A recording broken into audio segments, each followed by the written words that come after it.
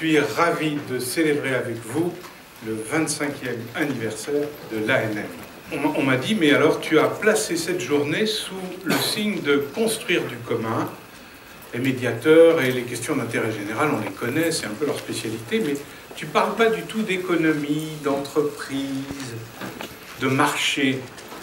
Alors nous n'allons pas en parler, bien sûr, mais je vais quand même vous dire qu'aujourd'hui, l'ANM, c'est bien sûr 600 adhérents, nous étions 300 il y a 3 ans, demain on ambitionne d'être encore beaucoup plus, c'est aussi 5000 entreprises. Aujourd'hui, nous ne parlerons pas de la renommée qui est celle de l'ANM, enfin on fête nos 25 ans, donc il faut le dire, hein. Nous sommes aujourd'hui au cœur de l'actualité, et grâce à vous, grâce à vos actions multiples. Après-demain, l'ANM est reçue au ministère du Travail pour travailler sur des projets de médiation sociale. Je suis invité avec le ministre à Bercy mercredi pour la conférence de presse. Nous représentons la médiation pour le premier bilan annuel de la médiation de consommation de la Direction générale de la concurrence et de la répression des fraudes. Et le défi donc, que nous donnons pour cette matinée, c'est de travailler sur quelque chose qui est interdit aux médiateurs. Nous ne devons pas faire de présupposés. Vous savez, en médiation, quand on commence une médiation, ne pas faire de suppositions, ne pas faire de présupposés. On en a fait quelques-uns. Pour ce matin, on a travaillé sur quelques angles. Le premier angle, le premier présupposé qu'on veut faire tomber, c'est que quand on dit construire du commun, c'est pas créer une espèce de bouillie qui conviendrait à tout le monde. C'est une construction difficile qui commence par l'analyse de nos différences. D'où venons-nous?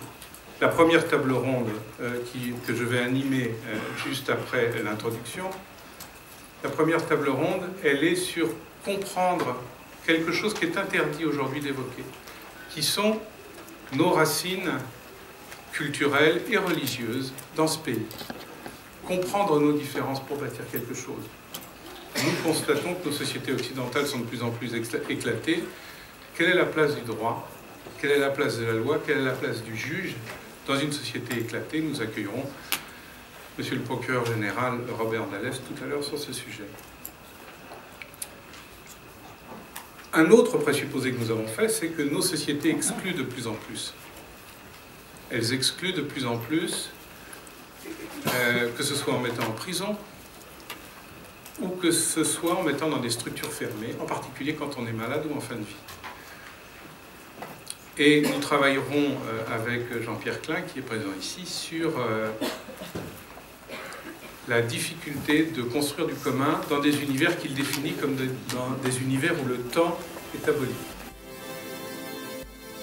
Votre métier et votre expertise m'intéressent particulièrement parce que et ce monde m'inspire parce qu'en bien des occasions dans mon métier de rabbin, mon expérience est bel et bien celle d'une forme de médiation entre des êtres humains, de médiation entre des familles, et la plupart du temps, une médiation entre des êtres humains et du texte, entre l'humain et le texte, entre des écritures et des lectures. Il m'arrive bien souvent dans ce dialogue, par exemple lorsqu'un chrétien utilise le mot foi, je ne suis pas bien sûre de comprendre de quoi il veut parler. Lorsque j'utilise moi en tant que juive le mot de commandement, en général les gens me regardent en n'étant pas bien sûr de comprendre ce que je veux dire.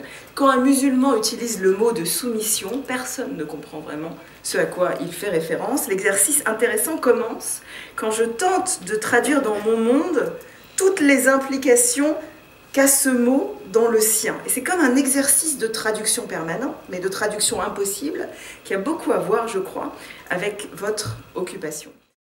Et en fait, dans le Talmud, ils passent leur temps à ne pas être d'accord. Et les pages du livre sont des débats qui, à aucun moment, n'atteignent un consensus. Pourquoi? Parce que d'une certaine manière, ils croient que le consensus n'est pas une victoire ou une élévation, mais une forme d'appauvrissement de la rencontre avec l'autre. Je suis même héritier d'une tradition huguenote, alors qui est celle des Cévenols. Hein, je suis des Cévenols moi-même, et où il y a des communautés en Cévennes, où les gens continuent de raconter ce qui s'est passé il y a quand même quelques centaines d'années. Donc on est loin de tout ça, mais bon, il y a des gens qui en font leur socle. Moi, j'ai envie de dépasser bien sûr tout ça, et donc si certains veulent en parler, je peux abonder un tout petit peu, mais pas beaucoup quand même. Hein. L'histoire des guerres, hein, en tout cas, je dis d'où je viens. Nous avons connu un certain nombre de troubles, c'est passé, ça nous a façonnés, et donc je n'ai pas peur. C'est aussi cette question de dire, on a traversé, on est héritier de quelque chose, on a appris de tout ça, et dire d'où je viens, c'est de dire, voilà, je suis tranquille pour parler avec vous qui êtes mon dissemblable, quelqu'un qui n'est pas comme moi. Donc j'ai été pendant quelques années un membre de la confrérie des frères musulmans. Pour le dire plus simplement, et c'est un mot valise bien souvent, j'ai été un islamiste. Et la semaine dernière, dans une rencontre, on m'a demandé ce que je pensais de l'islamisme et de ce que ça représentait à mes yeux, et j'ai dit très simplement qu'à une époque, il a représenté la réponse. Et je dis bien la réponse et non pas une réponse. Il a représenté la réponse à un moment où, dans ma vie, je me suis posé des questions suite à un drame qui, moi, personnellement, m'a énormément perturbé. C'est un ami du quartier qui s'est fait tuer d'une balle en plein cœur par un gendarme. J'ai quitté cette structure et puis je suis passé d'islamiste à humoriste. Alors, j'ai pas beaucoup rigolé, je suis désolé, mais j'étais pas là pour ça ce matin.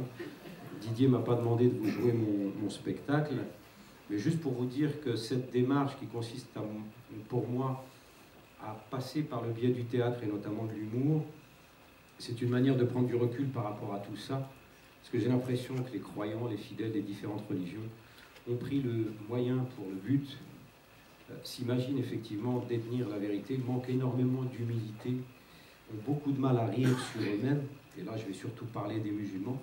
Et mon idée à moi, c'est de faire ça, c'est de pouvoir instaurer un climat, une ambiance, une atmosphère dans laquelle on va détendre les zygomatiques. Et puis après, on va se dire, bon, maintenant qu'on a bien rigolé, on va pouvoir parler calmement, peinard, sans s'énerver, des sujets qui peuvent fâcher. C'est pour ça que les spectacles sont généralement suivis de débats. Un spectacle que je joue un peu partout, même en prison. Une interrogation, c'est dans ce monde troublé, éclaté, dispersé, en proie à des convulsions, est-ce que la justice est-elle vecteur d'apaisement?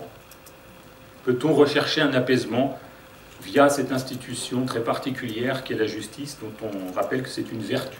C'est un ministère, mais c'est aussi une vertu, ce qui dit toute la difficulté qui est la nôtre, d'essayer de tendre à rendre justice, à faire justice. Les figures autrefois craintes et respectées, le maire, l'instituteur, le prêtre, le juge sont aujourd'hui remis en cause et sujets à toutes les contestations. L'évolution sociale, mais aussi Internet, le numérique et la massification de l'information sont sans doute pour beaucoup dans ce phénomène de crise de l'autorité. Comment, dans ce monde nouveau où tout est montré, tout est comparé, tout est discuté, comment notre modèle social et les valeurs qu'il porte pourraient-ils s'imposer sans remise en cause? On comprend bien dès lors que, comme d'autres institutions, la justice soit elle aussi exposée à toutes les critiques. L'affaiblissement de la loi républicaine me semble patent aujourd'hui. L'Europe et ses exigences normatives, les alternances politiques, la demande sociale multiforme, le désir effréné de légiférer en tout domaine, les attentes corporatistes pressantes, le besoin de sécurité individuelle ou collective conduisent à une production législative et réglementaire inflationniste. Apparaît dès lors la loi Kleenex, jetable ou modifiable ad nutum, le texte précaire et révocable qui n'inspire plus le respect parce qu'incertain dans ses fondements et sa légitimité. Ce que j'appellerais aussi le pénalocentrisme. On ramène beaucoup au pénal est, selon moi, un facteur évident de crispation sociale. On pose des interdits, on prescrit des châtiments, encore et toujours comme une affirmation d'autorité, celle qu'on cherche toujours à reconquérir.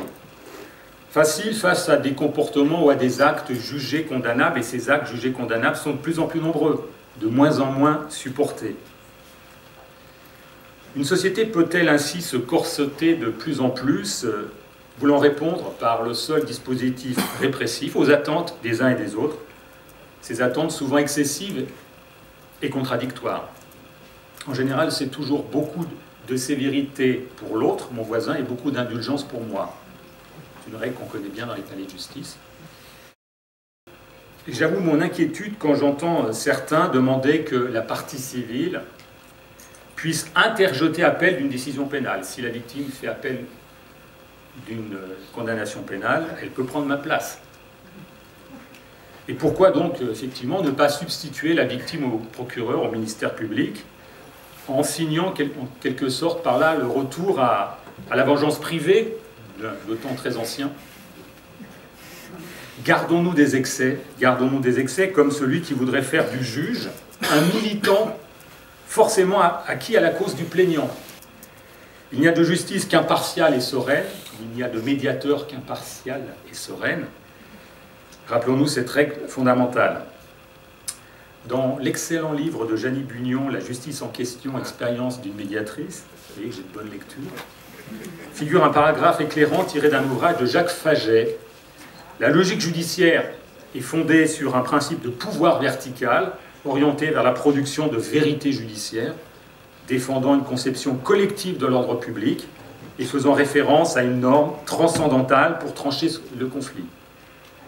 À l'opposé, le modèle de médiation propose un espace démocratique où l'objectif est de dénouer les conflits, de restaurer un équilibre perdu au nom des besoins des citoyens et de la communauté, par la production de normes subjectives élaborées par les personnes elles-mêmes. Et c'est là, c'est intéressant, ce sont donc les protagonistes ou les antagonistes qui élaborent elles-mêmes un code, d'une certaine manière, interindividuel pour résoudre leurs différends. Et loin de s'opposer, ces deux logiques que décrit Jacques Faget me semblent intimement complémentaires. Jupiter et Hermès, juge et médiateur, les modèles se juxtaposent et leurs acteurs tracent un chemin parallèle dans un souci partagé d'utilité sociale. Alors pourquoi cette stratégie du détour? Alors d'abord, dans mon métier, donc de psychiatre, de psychothérapeute, etc., on dit traditionnellement qu'il faut passer par la prise de conscience, et peut-être qu'on le dit ici aussi. Or, je me méfie de la prise de conscience. Pourquoi? C'est pas que je me méfie de la prise de conscience, c'est que j'ai pu constater que souvent, elle n'était pas possible. C'est-à-dire que l'abord de ces problématiques familiales, personnelles, sociales, etc., eh bien, cet abord était parfois impossible. C'est-à-dire que là, ça commençait par, en 1969, la perception que les adolescents en rupture, ce qu'ils disaient de leur projet n'était que des productions fantasmatiques et que je les aidais, non pas à leur dire que, évidemment, que c'était absurde ou que c'était irréalisable, mais de les faire travailler dans l'imaginaire, dans la construction imaginaire, de les faire travailler dans la rêverie, et que je prenais au sérieux leur projet de vie en comprenant que c'était des productions fantasmatiques. Ensuite, en 1973, comme chef de service, j'ai pu embaucher un certain nombre de gens venus du monde de l'art, que le directeur a accepté. D'ailleurs, pourquoi? Parce qu'ils étaient moins payés que les soignants. Eh bien, je dirais, venus du monde de l'art pour proposer des médiations qui étaient la construction en commun, des réalisations, des productions en commun sur le modèle artistique, sans aborder directement ce pourquoi les gens étaient là. Et puis aussi, je finirai donc par toutes ces formations, la rencontre d'un dramathérapeute, metteur en scène californien, qui a passé toute sa carrière, et continue d'intervenir dans l'institut que j'ai créé, sur faire se rencontrer les gens en opposition. Alors il est parti, il a les Coréens, les Japonais, les Chinois, les enfants de nazis, les enfants de déportés, etc. C'est-à-dire les Turcs et les Arméniens, les Palestiniens et les Israéliens, les Afro-Américains, les Euro-Américains, et comment, à travers la dramathérapie, comment est-ce qu'ils pouvaient jouer et faire se changer les uns les autres sur les préjugés sur les autres et sur ce qu'eux-mêmes ressentaient et sur leurs propres histoires et leurs, évidemment, différences, mais aussi leurs similarités. En médiation artistique, donc j'ai fondé une école et d'art-thérapie et de médiation artistique qui sont deux professions, deux types professionnels reconnus par le répertoire national de certification professionnelle en 2008, c'est-à-dire comment est-ce qu'on peut contourner les résistances au changement, contourner les idées préalables sur l'autre et passer par l'espace du symbolique qui fait retour à terme dans le réel. L'hypothèse est la suivante. L'accompagnement de médiation artistique en relation d'aide, parce qu'entre-temps, le RNCP nous a fait changer notre dénomination, parce que médiation artistique pouvait renvoyer, c'est le ministère de la Culture qui est intervenu, aux gens qui expliquent Raoul Dufy au musée d'art moderne. Donc ça s'appelle médiateur artistique en relation d'aide. Et l'hypothèse, c'est que ça repose sur le mécanisme de la projection de ces difficultés dans une création. Et alors, là où je suis pervers, si je puis dire, c'est le mécanisme de la projection dans une création, qu'on s'en aperçoive ou qu'on s'en aperçoive. En fait, si vous voulez, on est vraiment parti du principe qu'aujourd'hui, il y avait une explosion de l'information. Donc je rebondis sur ce que vous disiez tout à l'heure, monsieur le procureur. Il y a vraiment une explosion de l'information juridique, quelle que soit sa source, qu'il s'agisse d'inflation législative, parce qu'aujourd'hui on sait que par exemple le JO a doublé de volume en 20 ans, ou qu'il y a une masse croissante de décisions de justice, et qu'aujourd'hui il s'agit d'analyser cette masse de données. Donc pour vous donner un ordre d'idée, que vous avez d'ailleurs certainement déjà en tête, mais aujourd'hui il y a 3 millions on estime entre 3 et 4 millions de décisions de justice qui sont légalement accessibles. Avec la loi Le Maire pour une République numérique d'octobre 2016, les juridictions ont désormais l'obligation de mettre à disposition les décisions de justice de manière gratuite et réutilisable. On espère qu'il y aura environ 5 millions de décisions de justice en plus par an. Tout ça pour vous dire que du coup ça représente un volume assez considérable et que l'idée de base c'était d'analyser en fait cette masse de données pour en tirer des informations chiffrées en termes de risques, en termes de montants indemnitaires, etc. Donc voilà pour ce qui est de la recherche. L'objectif premier, c'est bien évidemment le gain de temps et l'analyse du traitement par les juridictions d'un sujet précis en rentrant juste quelques mots-clés dans une barre de recherche. Donc voilà pour l'aspect recherche. Et ensuite, il y a un aspect analyse, où là, l'idée c'est de pouvoir justement avoir accès à des informations statistiques. Et dans ces informations statistiques, on va avoir plusieurs choses. L'outil donne la possibilité en fait de calculer le taux d'acceptation d'une demande devant une juridiction.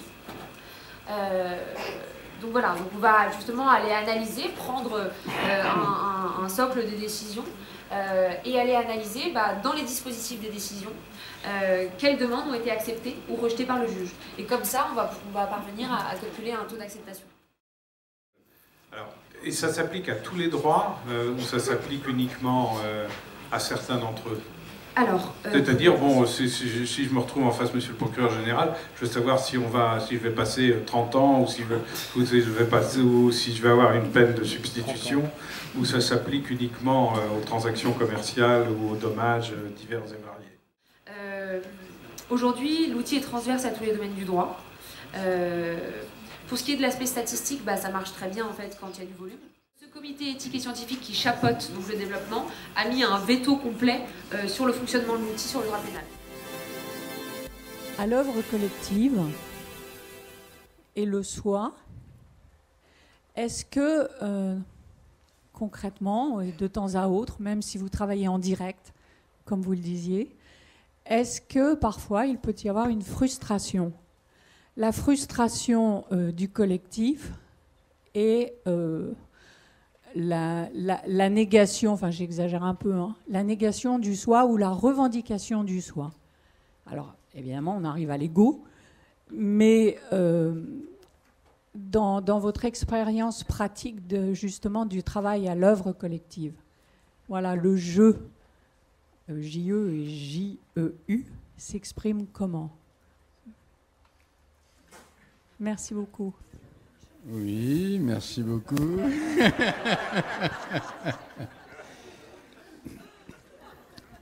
Alors d'abord, je dirais que dans nos formations, mais aussi en général, la question c'est comment on fait un groupe. On ne fait pas un groupe par du commun. D'ailleurs, le nom commun, ça s'oppose au nom propre, et je trouve que cette société est un peu trop dans le commun et pas trop dans le propre. Donc, comment est-ce qu'on forme un groupe? Selon moi, c'est pas en faisant, en commandant, en donnant comme consigne quelque chose qui est commun. On fait un groupe lorsqu'on s'adresse à chaque individu du groupe, dans le groupe, soutenu par le groupe, avec les mêmes consignes.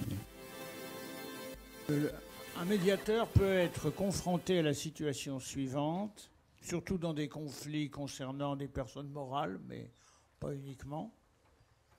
Si, dans le courant d'une médiation, il découvre une infraction pénale, abus de biens sociaux, toute chose de ce genre, ou entre personnes physiques, je ne sais pas quoi, n'importe quel délit, voire crime. Je pense à quelques cas, non pas que j'ai vécu, mais qu'on m'a raconté. Que doit-il faire ?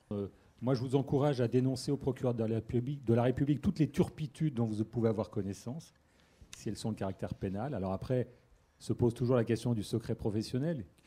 Alors, seuls les fonctionnaires, l'autorité publique est tenue, c'est l'article 40 du Code de procédure pénale, de dénoncer au procureur les infractions dont il a connaissance.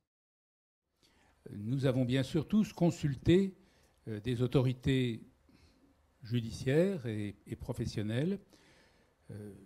Il nous a été dit, sous votre contrôle, que seuls devaient être nécessairement signalés les abus sexuels sur des mineurs de 15 ans. Et je dois dire que comme médiateur, j'ai régulièrement toutes sortes d'abus de biens sociaux, de comptes à l'étranger. Il nous est rappelé, puisque nous avons tous des référents déontologiques, je suppose à l'ANM comme ailleurs, il est absolument constant qu'il m'a été prescrit de ne pas signaler, en revanche, de ne pas prêter la main à l'organisation d'une illégalité. Bien, le thème qui, moi, m'a un peu choqué, provoqué, c'était d'abord construire du commun et un monde, excusez du peu, en perte de repères. J'ai donc décidé d'adopter le slogan du président de l'ANM que j'ai découvert ce matin, NPSA QQA, traduire par « ne pas s'affoler quoi qu'il arrive ». Donc d'abord, construire du commun, réponse NPSA, ne pas s'affoler, c'est, à ma connaissance, ce que nous faisons, et cela a été rappelé notamment par Jean ce matin, depuis les cahiers de doléances, la rédaction des droits de l'homme, depuis 1789, continuellement construire du commun, tant bien que mal, avec toutes sortes d'avancées et de reculs. Aujourd'hui, 1 million d'associations existent en France, 20 millions de citoyens les font vivre, ainsi que des centaines de parlementaires, de syndicalistes, de gilets jaunes, de pétitions de salopes et autres, qui attestent la manière dont notre société, vigoureusement, ne cesse d'essayer de construire du commun au-delà de ce qui sépare les castes, les clans et les groupes fermés. Bref, dans une société, on fabrique du commun au travers du conflit, au travers de la revendication, au travers de l'affirmation de soi. Un conflit, après tout, c'est la rencontre de plusieurs libertés qui s'affirment et se confrontent. La question pour nous médiateurs, c'est de savoir si on dépassera ce conflit par la violence ou par des moyens non violents, ce que nous prônons et essayons de développer dans nos sociétés. Et ma foi, juste pour Jean-Pierre Klein, qui a employé 5 ou 6 fois le mot symbolique, qui est un mot précieux pour les médiateurs, car il signifie en grec ce qui rassemble. Le contraire de symbolique, comme nombre d'entre vous le savent, c'est diabolique. Je vous remercie.